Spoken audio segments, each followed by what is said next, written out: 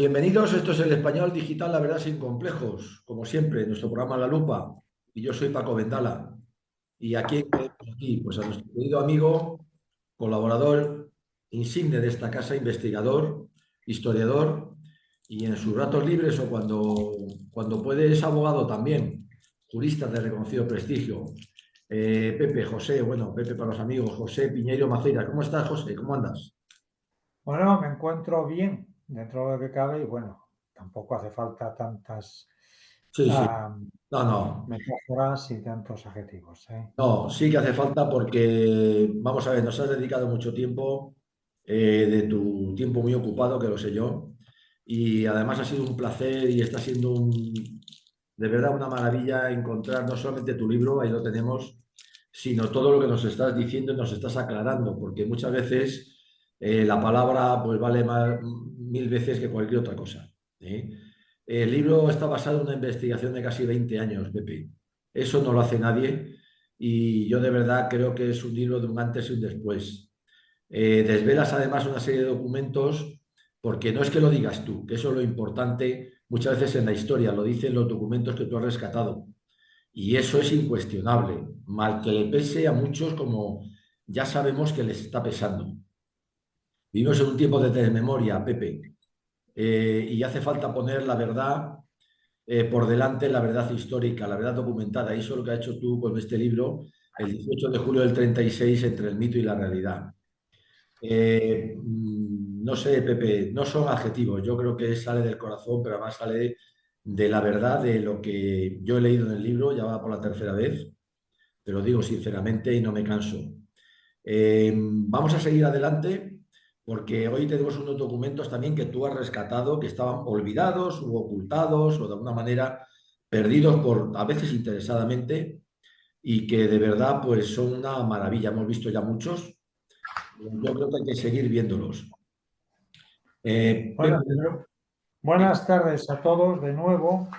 Y bueno, lo que ocurre no sé si te voy a encontrar, lo que ocurre es que la guerra civil fue un choque brutal en una sociedad de aquella época y las secuelas han seguido pues hasta ahora. No, las secuelas habían desaparecido en los años 60 y 70. Lo que claro, ocurre es que se ha querido utilizar con finalidades políticas. Yo hoy voy a hablar, me adelanto, voy a hablar de Luis Bolín, de los documentos muy que bien. en su momento puso en circulación Luis Bolín, ¿no? Entre Sí, otras cosas. Pues Luis Bolín ya en el año 1967, en su libro Los años vitales, ponía en cierta manera, hacía ver al lector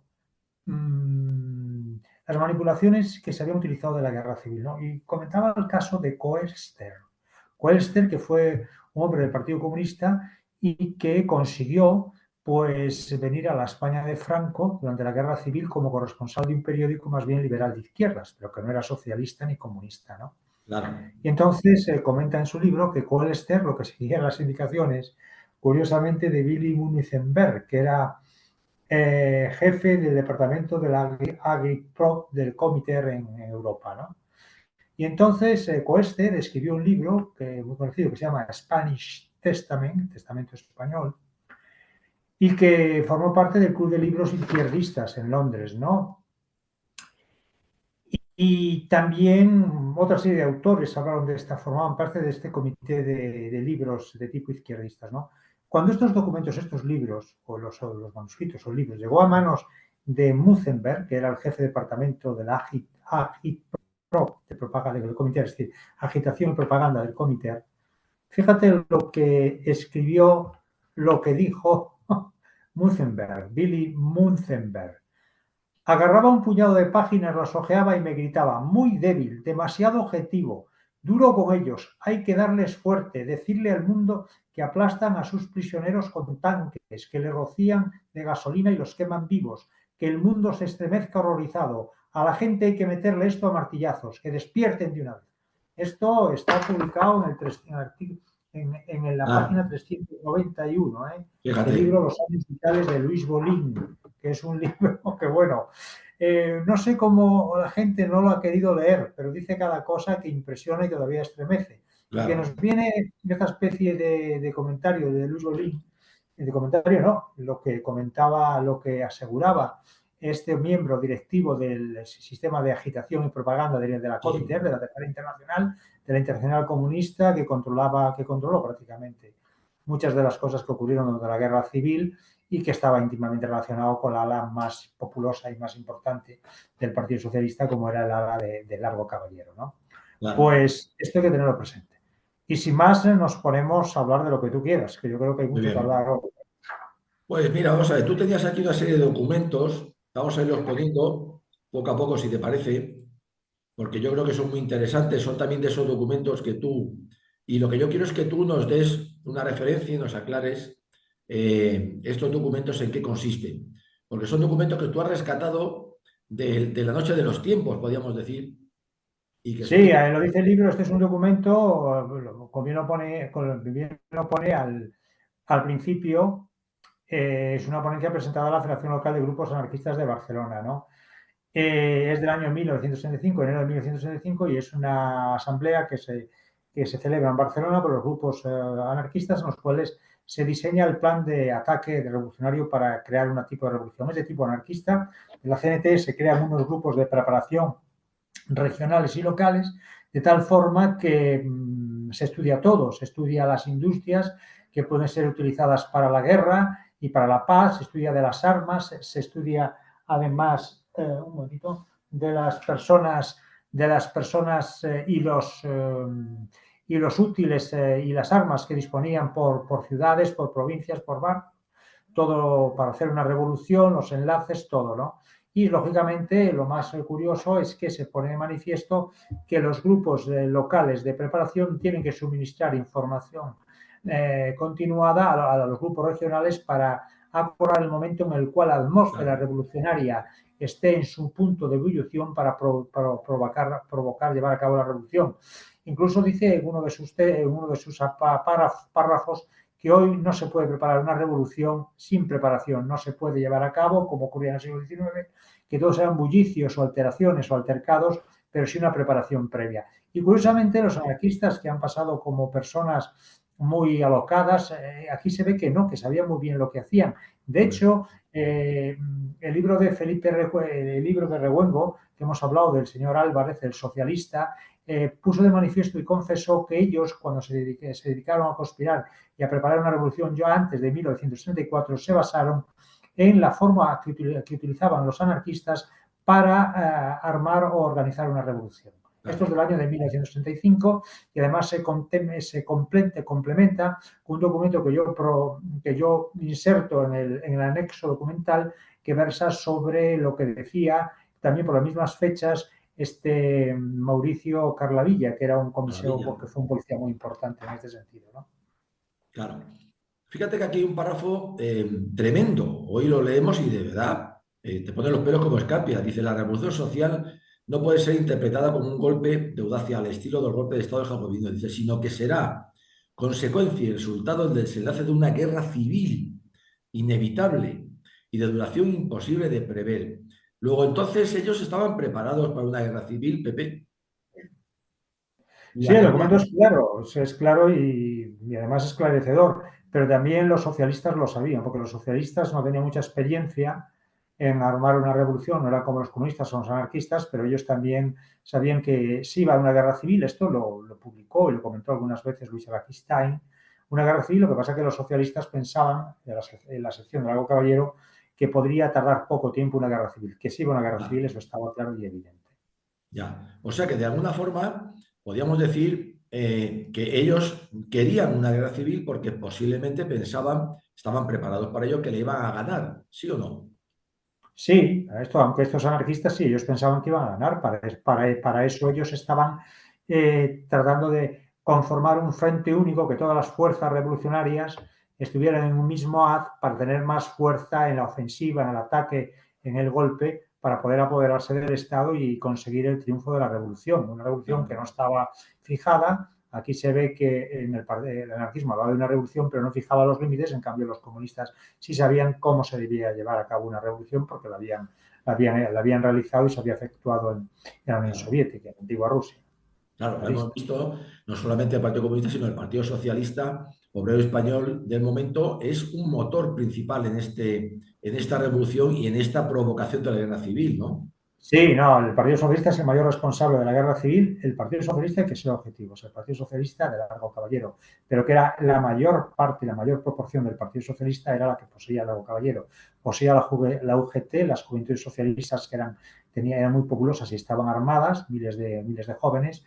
La UGT tenía miles de afiliados en la UGT y después también tenía gran parte del Partido Socialista, la mayor parte del Partido Socialista formaba parte de la línea de Largo Caballero. Solo una minoría, que era la que representaba a Indalecio Prieto y también Julián Besteiro, no formaban parte de esa ideología. No obstante, Indalecio Prieto controlaba la ejecutiva del partido Claro, y podía hacer sus maquinaciones para evitar o retardar lo que proponía Largo Caballero, que era la unificación del Partido Comunista con el Partido Socialista, y que el Partido Socialista dependiera ya de la Tercera Internacional, que era lo mismo que depender de la Unión Soviética y de una potencia extranjera. claro. Vamos a seguir viendo esta parte del documento, es un documento muy interesante, el que nos ha facilitado. Aquí vemos la segunda hoja, en la cual vamos viendo sobre todo que la preparación para esa revolución, para esa que debía derivar, según ellos, una guerra civil que estaban deseando, era realmente meticulosa. Es decir, no se les escapaba, como tú has dicho, los anarquistas que pasaron siempre por ser unos poco locos, de locos no tenían nada, ¿no, Pepe? No, sabían hacer bien las cosas y aquí se ve que lo estaban realizando muy bien. Lo que pasa es que, claro, en el movimiento anarquista hay que diferenciar la CNT, que era anarcosindicalista, que era anarquista medias, lo que era la FAI y lo que era, pues, después lo que fue el grupo sindicalista de Pestañas. Son tres corrientes diferentes, ¿no? Pero todos estaban dispuestos a una revolución, ¿no? A llevar a cabo una revolución. Y aquí se ve que esto es la CNT. La CNT era el grupo más inteligente con el Partido Sindicalista. La CNT se ve como lo está organizando de correcto y de bien. ¿Eh? Claro. Vemos aquí un párrafo muy interesante. Cuando habla de facultades del Comité de Preparación, dice, el Comité de Preparación Revolucionaria tiene por misión el estudio de los medios y métodos de la lucha, de la táctica a emplear y la articulación de las fuerzas orgánicas insurreccionales. Es decir, no dejaban tampoco nada, digamos, sin analizar para conseguir, porque ya que les había fallado la del 34, Pepe, esta vez no estaban dispuestos a que les saliera mal, ¿no? Creo yo. No, pero además esto es muy importante porque esto es un documento de enero de 1965. Este documento hay que sospechar que lo conocía la ejecutiva de Largo Caballero, el grupo de Largo Caballero, y esa es la razón por la cual Largo Caballero intentó que la CNT y la FAI formaran parte de su proyecto revolucionario, ¿no? Y por eso si ves en los documentos que comentamos otra vez, cómo no está la CNT de Zaragoza ni Aragón, no hay ninguna representación en esa parte Claro. porque no se había logrado la unión revolucionaria, ¿no?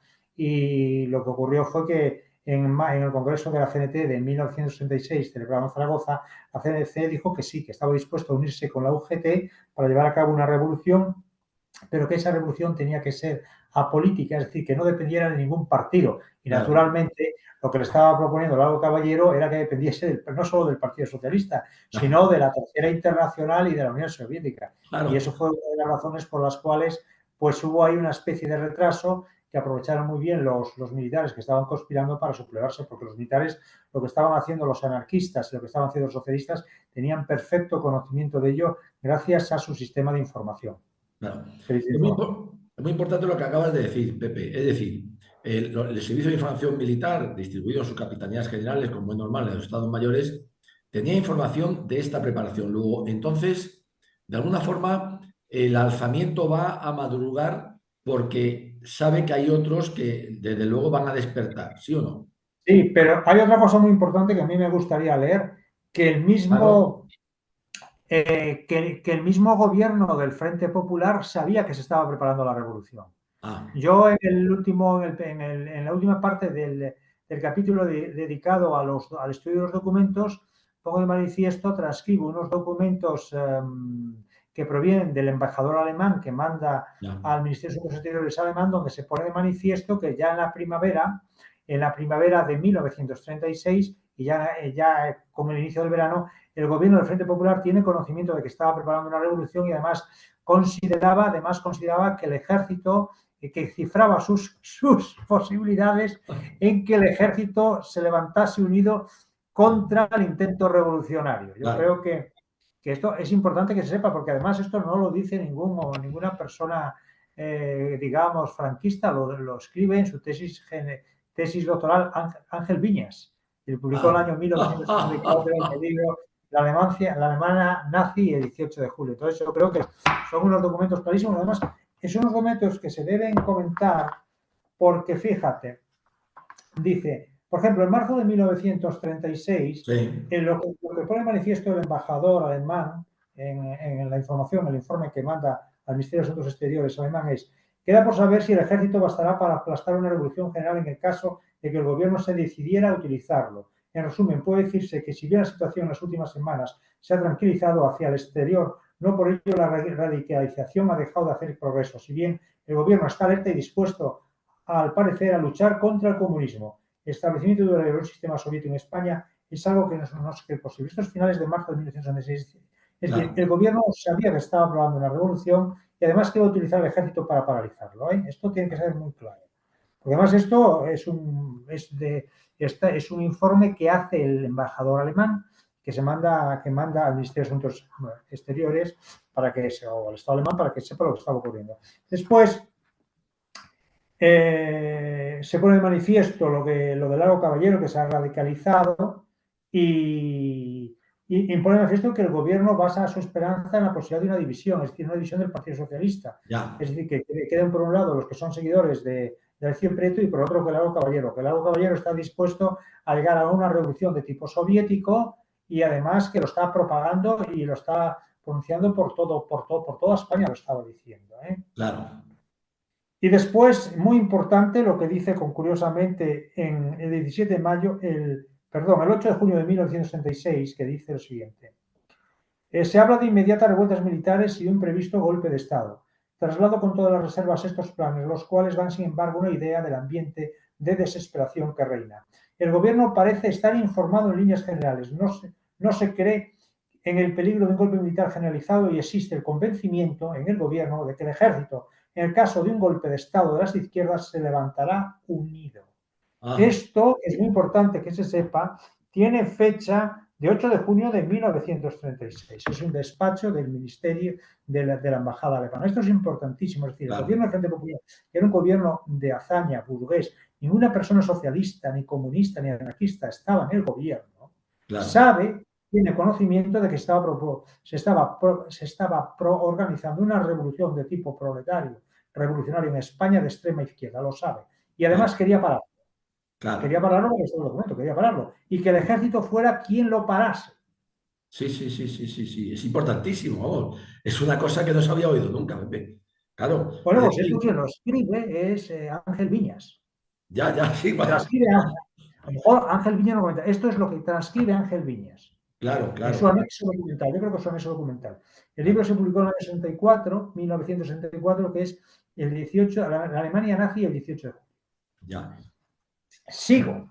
Sigue. Y este todavía es más importante, que es de unos días después, del 27 de junio de 1966. La evolución de la situación interior española ha alcanzado de nuevo un mínimo. La presión de las dos direcciones radicales paralelas del comunismo de inspiración moscovita de Largo Caballero y del anarcosindicalismo, el documento que hemos visto ahora mismo, ha vuelto a aumentar peligrosamente en los últimos tiempos. El gobierno está seriamente preocupado de nuevo. Ha tenido noticias de que los grupos izquierdistas han recibido nuevas instrucciones y temen que en el curso del verano puedan producirse serios desórdenes. Esto es importantísimo porque consta que las instrucciones que nosotros hemos visto fueron variadas al final. Sí. Como tú sabes, en esas instrucciones se decía del 10 de mayo al 27 de junio, creo que era. Sí. Al 29 de junio. Y esto ya es el 27 de junio, dice, se han recibido nuevas instrucciones. Y esto parece que se delega para el verano. Efectivamente, después Mola, Franco y creo que otros militares hablaban de que se había postergado para el 1 de agosto o para el 27 o 29 de julio. Claro. Todo cuadra, José, todo cuadra. Esto es una información. Sí. Es una información que tiene que saberse porque es importante. Se habían recibido nuevas instrucciones. Entonces yo creo que que está clarísimo que no se puede dudar que se estaba preparando una revolución, que además el gobierno del Frente Popular de la izquierda moderada sabía que solo podía contar con el ejército, y lo que ocurre simplemente es que el ejército se subleva, pero echa a todo el mundo. Y esta es una de las razones por las cuales a lo mejor Martínez Barrio quiso pactar Ah, con Mola, exactamente, y dice, bueno, mola. vamos a ver, porque realmente hasta que llegó Largo Caballero y dijo, no, no, no, aquí hay que armar el pueblo, dar las armas, y Sí, entonces se terminó. Claro, en ese momento, pues lógicamente la izquierda moderada fue arrastrada por la extrema claro, izquierda socialista, claro. cosa que en el lado nacional mucha gente, incluso de izquierdas moderadas, se pasaron para el alzamiento. Ya. Esto habría que tenerlo en cuenta. Eso es, eso es impresionante, porque de alguna manera vuelve a ratificar mucho más lo que has venido diciendo en estos programas, ¿eh? Y sobre todo ratifica esa preparación minuciosa, además, nada de amateurs, digamos, organización de esa revolución. Pepe, esa revolución, si el alzamiento no se hubiera madrugado, no hubiera adelantado, esa revolución hubiera arrasado realmente en toda España. ¿Tú cómo lo ves? Ya sé que es un poco ficticio, pero es importante.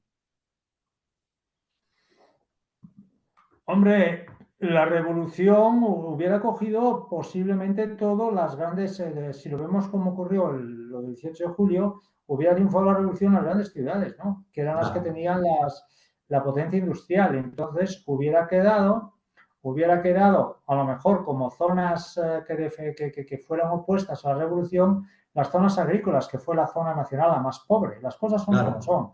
Y eso, naturalmente, una vez desarticulado el ejército, la eliminación, que es lo que se proponía, de los jefes y oficiales que no fueran de su cuerda, que la mayoría, pues esto Sí, implicaría naturalmente, y implicaría naturalmente un triunfo de la revolución. Lo que pasa es que ellos al claro. principio, cuando redactaron estas normas en abril, creo que es abril o finales de marzo, abril Sí, del 36, solo tenían seguro que lo seguro era el norte, la cornisa cantábrica. Lo ya, que yo dije, desde Galicia hasta Hendaya prácticamente. Eso tenerlo como zona revolucionaria para recibir, pues eso, ayuda de tipo bélico o de sí, tipo de materias primas de Francia, que había firmado un convenio de no beligerar, un convenio de amistad con la Unión Soviética, ¿no? Y además ya, ganó las elecciones el Frente Popular francés.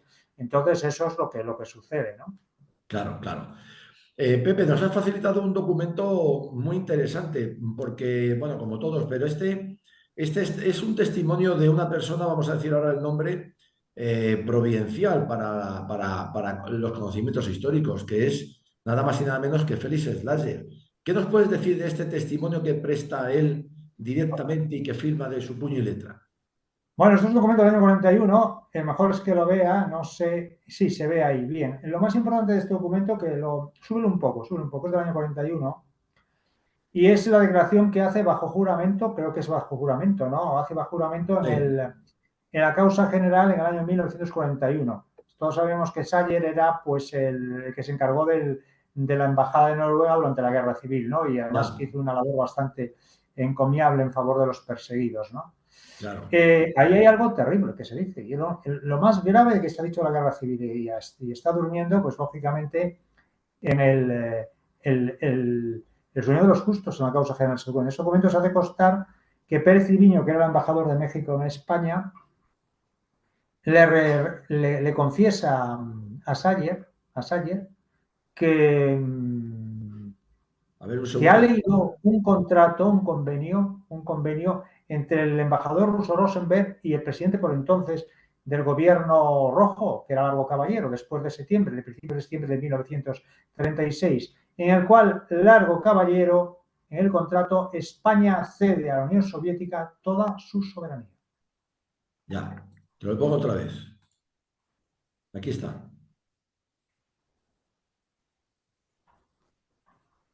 Aquí está. ahí está. Dice que a mediados de septiembre de 1966, el gobierno de Largo Caballero, fíjate, es a principios de septiembre, Sí, cuando se constituye, llegó a Madrid en la embajada soviética y a su frente Rosenberg, que inmediatamente se puso en contacto con el gobierno haciéndole dueño de la situación, cumpliendo órdenes concretas que había recibido el dictador rojo Stalin.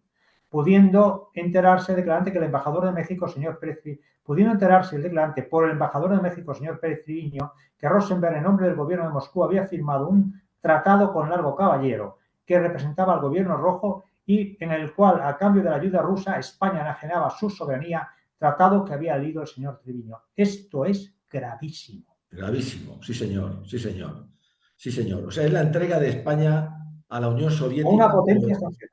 directamente.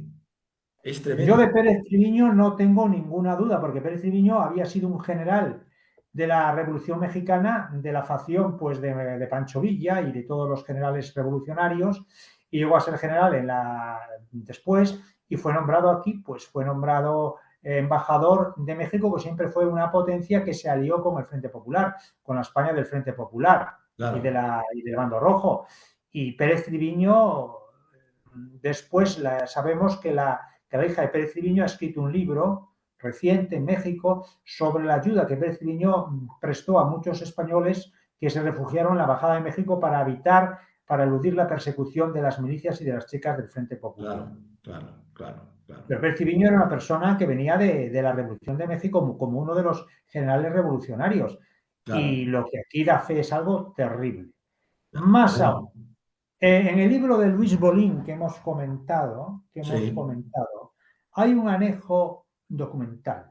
En ese anejo documental, Luis Bolín, en el año 1967, desvela una serie de documentos impresionantes. Y son el itinerario de todo lo que salió de Cartagena en el famoso barco Ah, con, las, con, lo- con el con el oro. Tesoro Nacional, ¿no? Fueron cerca de 8.000 cajas, 7.800 cajas, podemos reducirlo, comentarlo. 7.800 cajas que, siguiendo órdenes de Stalin, no fueron pesadas ni enumeradas al salir de aquí, sí lo fueron al llegar aquí, por lo tanto, al llegar a la Unión Soviética, por lo tanto, no sabemos lo que se perdió por el camino. Claro. Realmente ya hubo una cosa que se perdió por el camino, ¿no? Incluso el documento que yo tengo aquí, que los expone Luis Bolín, hace constar que llegaron en malas condiciones. Algunas cajas llegaron en malas condiciones. Bueno, las condiciones que se lo sometieron a ese tesoro es de la siguiente forma, según la documentación que expone Luis Bolín. Primero, España se obligaba, por haber transportado en los fondos del Banco de España a la Unión Soviética, a pagar un contrato de depósito del orden de $12.500 Ah, mensuales. qué barbaridad.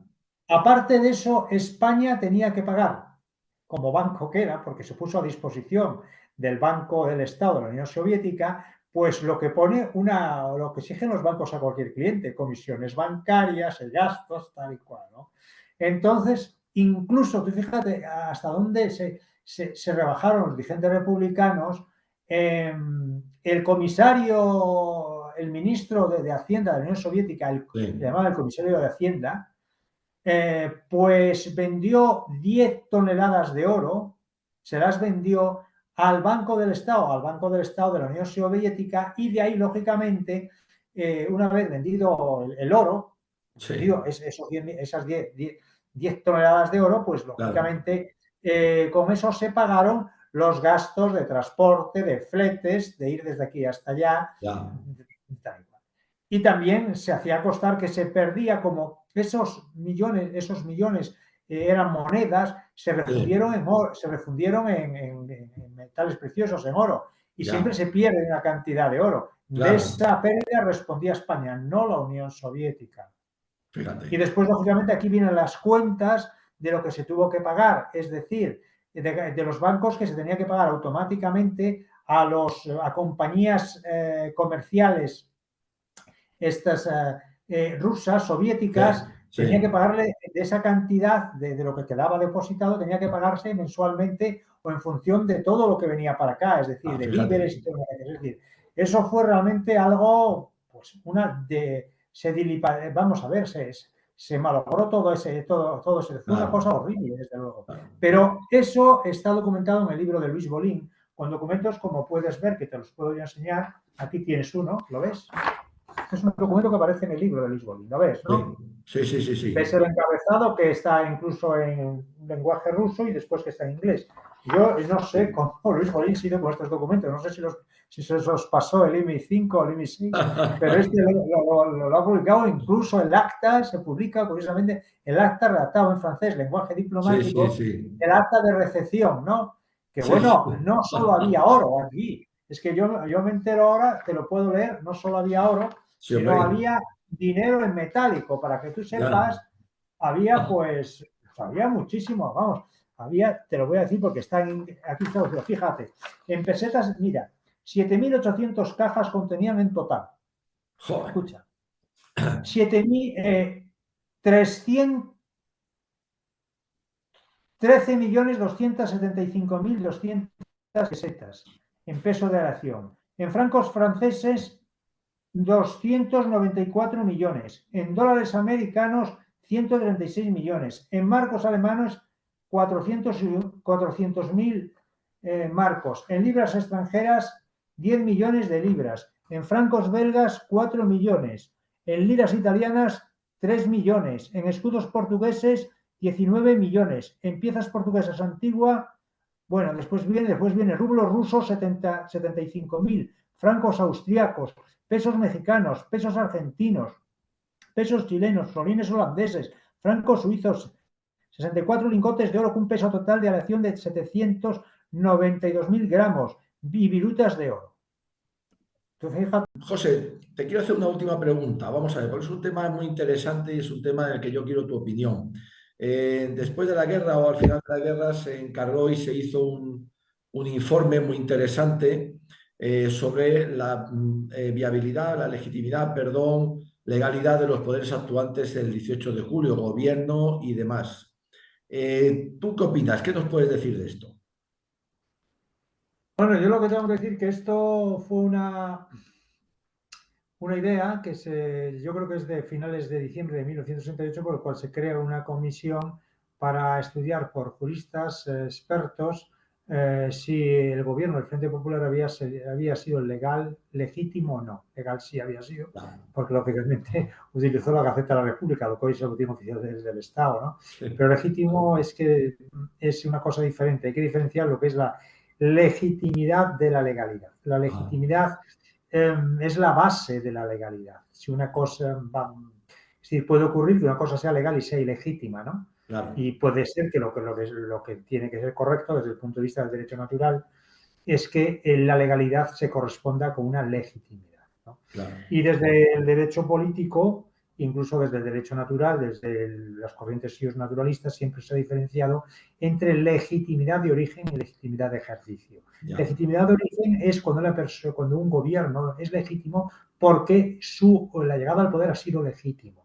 ya, Y después viene la legitimidad de ejercicio. Hace referencia a que un gobierno puede perder su legitimidad por el ejercicio que haga mal del cargo. Y puede suceder también que un gobierno que sea ilegítimo en origen se convierta en legítimo por el ejercicio del mismo, ¿no? ya. Entonces, como consecuencia de ello, pues se nombró una comisión que fue presidida por el conde de Romanones. El conde de Romanones era un político liberal muy conocido, de hecho fue presidente, fue jefe del presidente del gobierno durante Bien, varios años, en una época bien. democrático-liberal de la Restauración, fue también presidente del Congreso, del Senado, fue ministro en varias carteras de justicia, etcétera, etcétera, y también fue parlamentario, tanto en las Cortes del Frente Popular como en las Cortes Claro, del régimen de Franco. Yo creo que a partir de 1942-43, en la primera legislatura, si no me confundo, ¿no? Y pues estas personas analizaron todos los documentos que llevaron a cabo y después emitieron unos dictámenes que se publicaron en dos volúmenes. Un volumen que recoge todas las pruebas y otro volumen donde realmente versan sobre el dictamen, la legitimidad o no del ya. Frente Popular, ¿no? Ajá, La comisión la constituían 20 personas, una veintena de personas en la que formaban parte pues catedráticos de Derecho, magistrados de Tribunal Supremo, juristas prominentes, abogados del Estado, antiguos políticos, etcétera, etcétera. Lo que quiere decir que no era claro, muy político, porque solo había un miembro de Fedi de las Jons, pero que actuaba porque era abogado. Y claro. después estaba también un miembro de la carrera jurídico-militar, pero lógicamente porque se usaban cosas de derecho militar. Lo demás eran personas pues que se dedicaban que venían de la universidad o de la Academia de la Jurisprudencia, de la Academia de de las ciencias morales y políticas, etcétera, etcétera. Sí, Incluso de otro tipo de academias importantes de categoría. Estas personas pues emitieron un dictamen y el dictamen lo puede conocer todo el mundo. Llegaron a la conclusión de que el claro. gobierno del Frente Popular carecía de legitimidad de origen y que había perdido también legitimidad de ejercicio. Para ello se basaban en estimar que las elecciones, como se han comprobado últimamente, fueron amañadas, las de 1966. Nosotros Claro, aquí nos hemos efectivamente. referido al pucherazo que ya lo sabía el mismo Largo Caballero desde la cárcel, unos meses antes ya sabía que se iba un pucherazo, Sí, y después, pues naturalmente, analiza pues algunas irregularidades, como fue la destitución irregular o torcitera del presidente de la República, Alcalá Zamora, dejar sin efecto la importancia del Tribunal de Garantías, dejarlo claro. inoperante, que es como lo que hoy es el Tribunal Constitucional, y Adicional, sí. después todos los problemas de orden público que existieron en la primavera trágica, ¿no? Con esos asaltos a la propiedad, esos asesinatos, etcétera, etcétera, las detenciones ilegales e irregulares. Después también analizan lo que pasó en el bando republicano durante la Guerra Civil, Sí, los millares de crímenes y delitos que se cometieron. Llega a claro, la conclusión de que claro. carecía de legitimidad de origen y legitimidad de ejercicio y además pusieron de manifiesto que como consecuencia de ello carecía de representatividad moral frente a la Claro. sociedad considerarse como un gobierno legítimo. Esto es lo que dice esa comisión, que es del año 1900, terminó sus trabajos en 1939. ¿no? Sí, Se puede estar de acuerdo o no, pero está realizado por personas de prestigio, de claro, mucho prestigio. claro. Bueno, pues entonces aquí terminamos, Pepe, se te agradeces. Tú hablas más extenso sobre esta comisión en el último capítulo de tu libro. Bueno, yo creo que en cualquier caso le hemos dedicado suficiente tiempo. Desde luego el libro trae muchos más detalles. Aquí tenemos otra vez, no nos cansaremos de poner su portada. El 18 de julio del 36, entre el mito y la realidad. Yo sigo diciendo es un antes y un después. Lo que tú descubres en este libro o no se había querido descubrir o se había tapado y yo creo que es una aportación fundamental a la verdad histórica que tanta falta hace en nuestra España, que por desgracia cada día está más desmemoriada. Pepe, pues nada, muchísimas gracias, de verdad.